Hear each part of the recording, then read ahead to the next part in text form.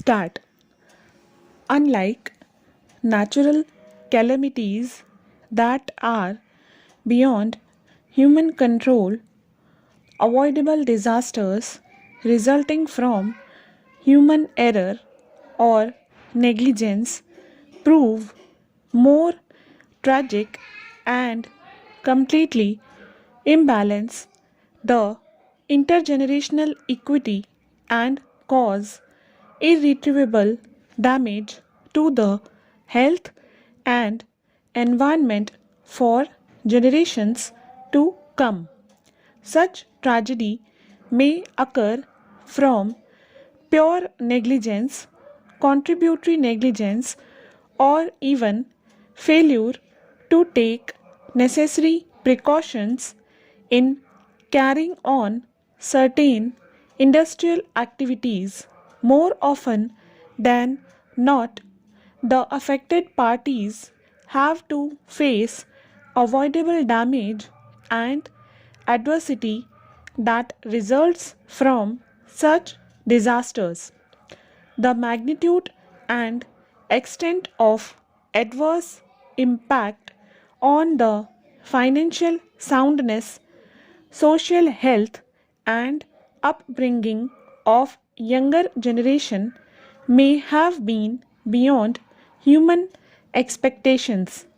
In such situations, and where the laws are silent or are inadequate, the courts have unexceptionally stepped in to bridge the gaps, to provide for appropriate directions and guidelines to ensure that fundamentals of Article 21 of the Constitution of India are not violated.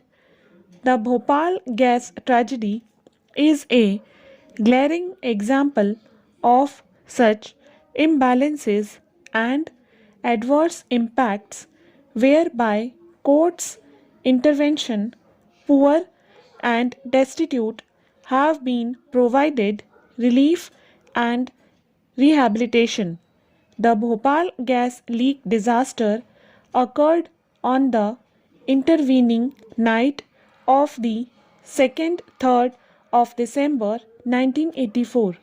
Data reflecting the exact number of affected persons was not available initially. Earlier, it was felt that only a small number of persons were adversely affected in terms of health or otherwise by the leakage of toxic gases from the Union Carbide unit at Bhopal.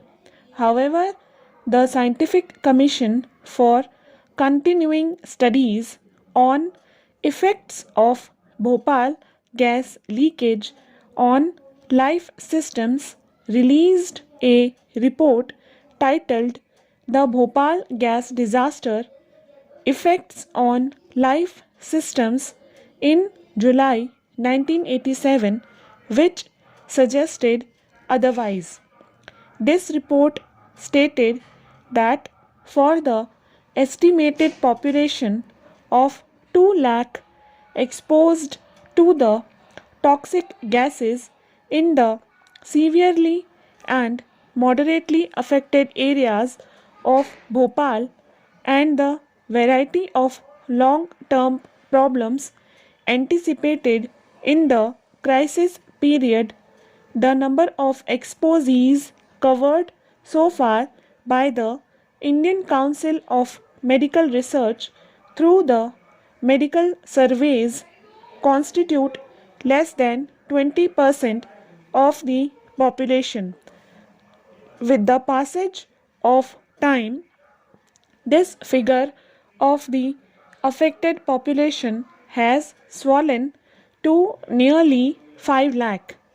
By the same scientific commission, it was also found that in general the output of the medical project so far had not equaled the magnitude of the tasks assigned to them, presumably due to lack of resources, trained staff, as well as physical inputs. This has to be remedied in the shortest time so that project is completed fully. An opportunity for mounting such a massive long-term longitudinal study on a population exposed to a one-time acute chemical stress may not present itself again, and hence it would be a pity if that opportunity was missed. Various steps were recommended by the Scientific Commission from time to time to tackle the two main aspects of this disaster. Firstly, health care of the affected victims, and secondly, research work with the object to deal with the acute problems arising from this disaster on the one hand and to suggest preventive steps on the other. Writ petition number 50 of 1998 was filed by the Bhopal gas sufferers as a public interest litigation under Article 32 of the Constitution. This petition was founded on the rights available to the victims of the Bhopal gas disaster under Article 21 of the Constitution, and it was prayed that they were entitled to receive free and proper medical assistance from the respondents, the Union of India, and the State of Madhya Pradesh.